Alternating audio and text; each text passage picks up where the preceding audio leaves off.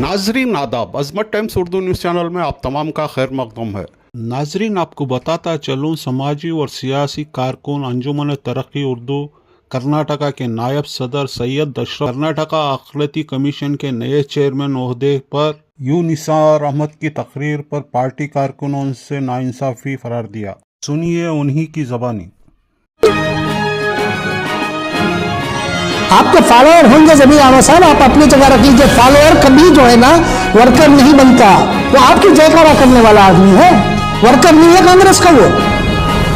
आप अपने फॉलोअर्स को भर रहे हैं, आपके पीछे घूमने वालों को भर रहे हैं। आप अभी आए 8-7-8 साल हुए हैं। हाँ, मैं ये भी बता दूं जमीन आमा साहब, आप किसी को नहीं जानते थे दिल्ली में। जिस दिन दिल्ली में आपके साथ लोगों की शमूलियत हुई कांग्रेस में, उस दिन मैंने आपकी प्रेस कॉन्फ्रेंस कराई थी रहमान खान साहब के घर में दिल्ली में।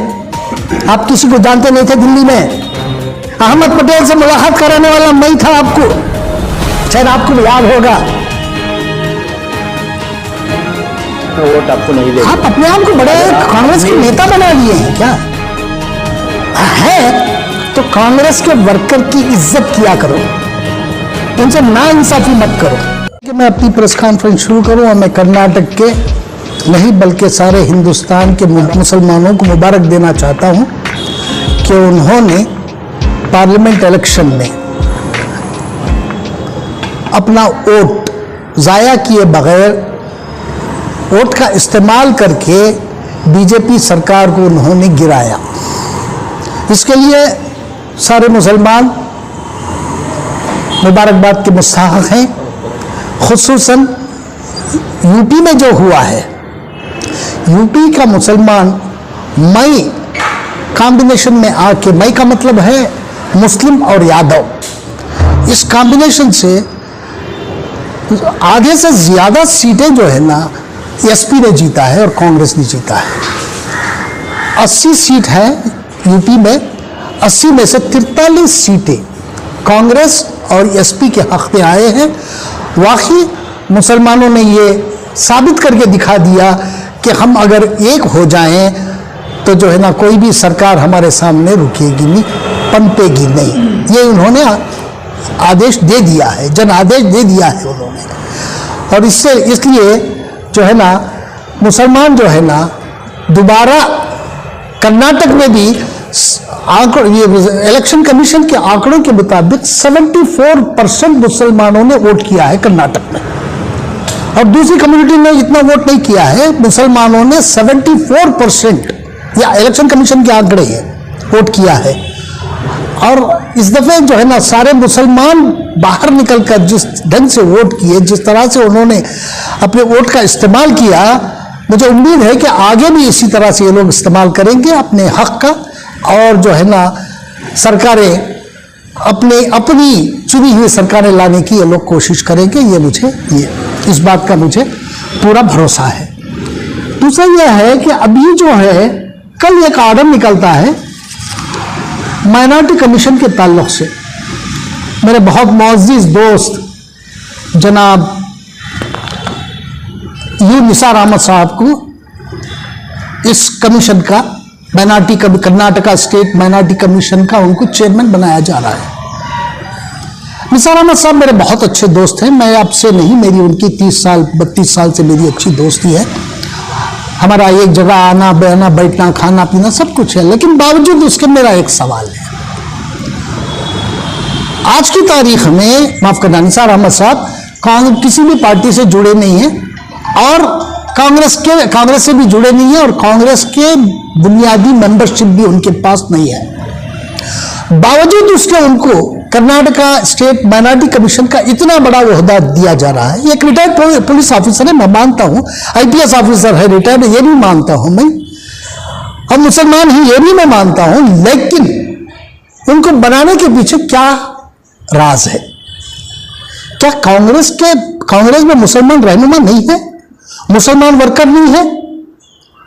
हमारे पर क्यों मुसल्लत किया जा रहा है लोगों को लाके, जो हमारी पार्टी का मेंबर भी नहीं है? आप उसको लाके जो है ना हमारे सरों पे बिठा रहे हैं। मैं निसार अहमद साहब की बड़ी इज्जत करता हूं, वो बात और है, अपनी जगह है। लेकिन जब पार्टी फोरम पे बात होती है तो आपको किसके इस कहने पे ले आके बिठा रहे हैं आप उस जगह पे? कौन वजीर आला को इस बात का मशवरा दे रहा है कि भाई फला आदमी को बिठाना है? जहां तक मेरी कुछ एमएलए से बात हुई, उन्होंने कहा कि हमारे से कोई कंसल्टेशन हुआ नहीं है। हमारे मुसलमान एमएलए से कंसल्टेशन क्यों नहीं करते? कभी भी कोई भी काम मुसलमानों का कोई मसला आता है तो हुकूमत को चाहिए कि वो मुसलमान एमएलए जितने ही एमएलए हैं, एमपी हैं हमारे, उनसे उनको कंसल्ट करें, पहले उनसे पूछें कि ये काम करने जा रहे हैं, ये सही है या गलत है, आपकी क्या राय है? ये पूछना कुछ भी नहीं है। एक दो लोग जो है ना वजीर आला के नजदीक है, उनकी वो जो है ना इनको मिसगाइड कर रहे हैं। मुझे वजीर आला से कोई शिकायत नहीं है, लेकिन जो लोग मिसगाइड कर रहे हैं उनकी बात मान रहे हैं ये वजीर आला, इस पर मुझे शिकायत है उनसे। क्यों कांग्रेस के वर्कर में कोई ऐसा आदमी नहीं है जो उसके काबिल है? एक बाहर से एक रिटायर्ड ऑफिसर को लाने की क्या जरूरत है? कभी उन्होंने डंडे खाए? ये डंडे मारने वाले थे हमें पुलिस वाले, हमारे मुस्लिम हो या कांग्रेस के कार्यकर्ता उनको डंडे मारते थे। ये कभी डंडे खाए हैं क्या पार्टी के लिए? और ऐसे लोगों हमारे पर मुसल्लत किया जा रहा है। इससे पहले भी ऐसे ही हुआ। जनाब जमीर अहमद खान साहब जब मिनिस्टर बने तो उस टाइम पे जो है ना 33 ऐसी कमेटियां थी वक्फ बोर्ड की, उसे बहाल किया उन्होंने। 800 मेंबर्स को बीजेपी के उन्होंने बहाल किया। उसके बाद जो है ना इनके अजीम साहब जो इससे पहले जो चेयरमैन थे माइनॉरिटी कमीशन के, उनके घर गए, उनका ऑर्डर निकल गया था 23/5 को। 25/5 को उनको एक 2023 की बात कर रहा हूं, 25/5 को फिर उनको एक ऑर्डर निकालते हैं और बहाल कर देते हैं उनको। इसमें वक्फ बोर्ड में जो है ना चेयरमैन को बहाल करते हैं और 3 मेंबर्स जो बीजेपी ने अपॉइंट किए थे उनको बहाल कर देते हैं। तो खाली मुसलमानों के लिए क्यों, मुसलमानों के साथ नाइंसाफी क्यों हो रही है इस सरकार में? क्यों मनमानी हो रही है? हज कमेटी में कितने गुंडों को भर दिया है? अरे कहीं तो साफ सुथरा रखो। हज कमेटी क्या चीज है?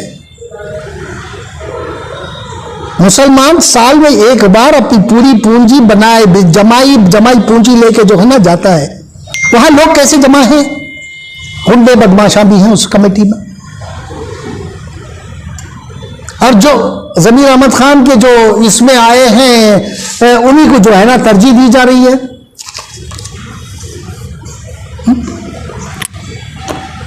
दूसरा कोई ये नहीं है क्या? जितने भी इनके साथ जहेज में आए उनको तरजीह ज्यादा से ज्यादा दी जा रही है। मुस्लिम कार्यकर्ता को कोई सरकारी सपोर्ट नहीं है। आज आप जो भी हैं, जहां भी बैठे हैं, ये मुसलमानों की वजह बैठे हैं। आप मुसलमानों के साथ जो है ना नाइंसाफी मत करिएगा। ये मामला जो है ना माइनॉरिटी कमीशन का मामला यहां रुकेगा नहीं, बहुत गर्माएगा आगे चल के। ये मामला ये जाएगा दिल्ली तक भी जाएगा। इन लोगों के लिए दिल्ली दूर होंगे, मेरे लिए दिल्ली दूर नहीं है। मैं रहता हूं दिल्ली में, हाईकमांड इनके लिए दूर हो गया, लेकिन मुझे दूर नहीं है। मैं जानता हूं हाईकमांड को। ये सब आजकल के आए हुए लोग हैं। ये कोई कांग्रेसी नहीं है। ये मुसलमान कार्यकर्ता के साथ इंसाफ किया जाए। इससे पहले भी एक पुलिस ऑफिसर को हमारी सरकार ने ये बनाया, माइनॉरिटी कमीशन का चेयरमैन आया था मिस्टर बाबा को, जब किसी ने सवाल नहीं किया। इसलिए सवाल नहीं किया कि वो पार्टी के लिए काम कर रहे थे कब से, ये धर्म सिंह के जमाने से उनको बनाया। हमने उस पर सवाल नहीं उठाया। आज जब बना रहे हैं इसलिए हम सवाल उठा रहे हैं कि कांग्रेस के मेंबर भी नहीं है वो। तो कांग्रेस के वर्कर को छोड़ के दूसरों को बाहर से क्यों ला रहे हैं? कांग्रेस के वर्कर को लाइएगा, उनको दीजिएगा। अब कल सुबह 12 बजे जो है ना नोटिफिकेशन होता है और 4 बजे जाके चार्ज ले लेते हैं। इतनी जल्दी क्या थी भाई? क्योंकि इनको ये मालूम था कि इसका इशू उठने वाला है और इनको डर था अगर इशू उठ गया तो मेरा ऑर्डर जो है ना अबेंस में हो जाएगा। और जाके कल शाम को उन्होंने चार्ज ले लिया। क्योंकि पुलिस वाले हैं ना, जानते हैं, पुलिस वाले हैं, जानते हैं कि क्या होने जा रहा है। तो इसलिए मेरा कहना यह है कि फौरी तौर पर मेरी वजीर आला से मुअद्दिबाना अपील है, फौरी तौर पर इस ऑर्डर को वापस लें, या जनाब निसार साहब से ये कहें कि वो रिजाइन करें।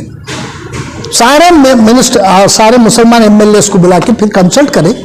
अगर वो इस बात की इजाजत देते हैं तो ठीक है, करें, लेकिन बिना मुस्लिम रहनुमाओं को, मुस्लिम एमएलए को, एमएलसी को कंसल्ट करे बगैर ऐसे आगे ऐसे ऑर्डर ना जारी करे तो बेहतर होगा। क्योंकि हमारी कौम जो मुसलमान आपको वहां बना के बिठाया है, आज मुसलमानों के साथ ना इंसाफी हरगिज हरगिज बर्दाश्त नहीं होगी। एक अल्टीमेटम है अभी, जो कुछ भी करना है जल्दी करना है। यह मामला दिल्ली जाने से पहले अगर संभाल लेते हैं तो इसको सुलझा लेते हैं तो सुलझा लीजिएगा, वरना यह सवाल हम कांग्रेस हाईकमान से भी करेंगे, क्योंकि हम लोग वोटर हैं, हम पार्टी के लिए काम करते हैं। जिसने कभी पार्टी देखी नहीं, कभी कांग्रेस ऑफिस कहां है उसे मालूम नहीं है, कांग्रेस ऑफिस में कितने लोग बैठते हैं ये मालूम नहीं है, कांग्रेस के ऑफिस बेरर्स कितने हैं ये नहीं मालूम है, अब उसको ले जाके हमारे सरों पे मुसल्लत कर रही। नहीं, ये बर्दाश्त नहीं होगा।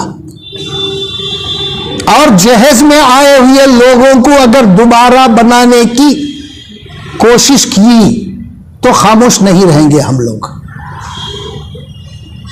आपके फॉलोअर होंगे जमीर अहमद साहब, आप अपनी जगह रख लीजिए। फॉलोअर कभी जो है ना वर्कर नहीं बनता, वो आपकी जयकारा करने वाला आदमी है, वर्कर नहीं है कांग्रेस का वो।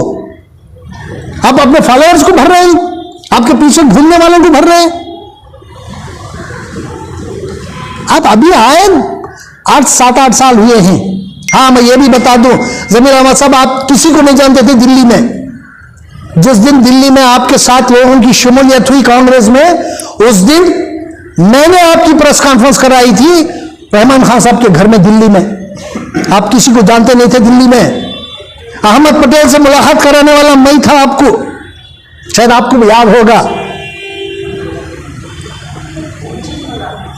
आप अपने आप को बड़े कांग्रेस के नेता बना दिए हैं क्या? है तो कांग्रेस के वर्कर की इज्जत किया करो, उनसे नाइंसाफी मत करो, अपने चेले चपोटों को लाके जो है ना भरने की कोशिश मत करो।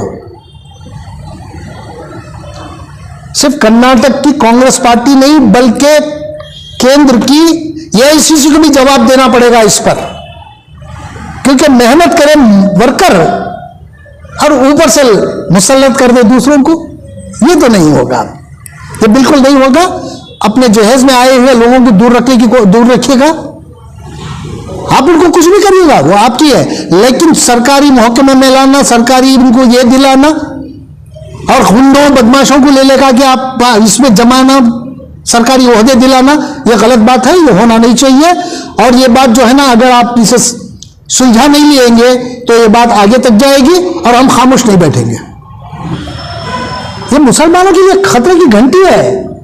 और ये जो इनको जो बनाया, ये मुसलमान वर्कर के मुंह पे तमाचा है। निसार अहमद साहब का ऑर्डर मुस्लिम वर्कर के ऊपर तमाचा, मुंह पे तमाचा मारा है सरकार ने।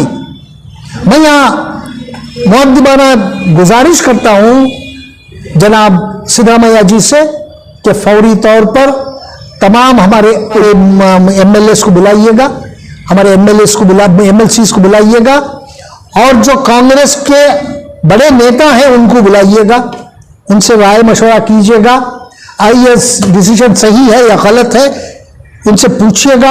अगर वो कहें कि नहीं ये सही है तो आप उसको करिएगा, कंसल्टेशन तो मत करिएगा, मत पहले कंसल्टेशन के बगैर आप आंखें बंद करके आंखें मूंद के क्यों बना रहे, ऑर्डर इशू कर रहे हैं आप एक आदमी के कहने पे? क्या हमारे एमएलए की कोई हैसियत नहीं है? सिर्फ एक आदमी की हैसियत है वहां। एक आदमी सारी मुस्लिम कम्युनिटी नहीं हो सकता, 2 आदमी सारी मुस्लिम कम्युनिटी नहीं हो सकते। हाँ, 10 आदमी जाके रिप्रेजेंट कर सकते हैं कम्युनिटी को। आप जो भी करना है बगैर कंसल्टेशन के, किसी एक की बात को मानकर आप आंखें बंद करके दस्तखत मत करिए किसी काम पे। मुसलमानों का जब मसला आता है तो मुसलमानों के रहनुमा को बिठा के बात करिएगा। आप वोट लेते वक्त में, वोट लेने से पहले आप सबके घरों को आते थे, सबसे पूछते थे। अब सरकार बनते ही जो है ना, आप एक आदमी की बात पे चला रहे हैं सरकार। मैं मुस्लिम कार्यकर्ताओं से मैं दरख्वास्त करता हूं कि आप जाग जाइएगा, वरना जो है ना आपको कुछ भी मिलने वाला नहीं है। सालों से आप कांग्रेस पार्टी की खिदमत कर रहे हैं, सालों से आप पार्टी के लिए काम कर रहे हैं, सालों से आप ये सोच रहे हैं कि आज निकल आपको पार्टी रिवार्ड देगी, लेकिन आज की जो ये है लीडरशिप है वो कभी आपको रिकॉग्नाइज नहीं करेगी। आपका सिर्फ इस्तेमाल किया जाएगा। जब भी इलेक्शन आएंगे तब आपका इस्तेमाल किया जाएगा, उसके बाद आपको अंदर घुसने भी नहीं देंगे। इसलिए चौकन्ना हो जाइए और अपने हक के लिए आवाज उठाइएगा। ये मैं आपको एक, मेरी तरफ से आपको मैं एक ये देना चाह रहा हूं। शुक्रिया।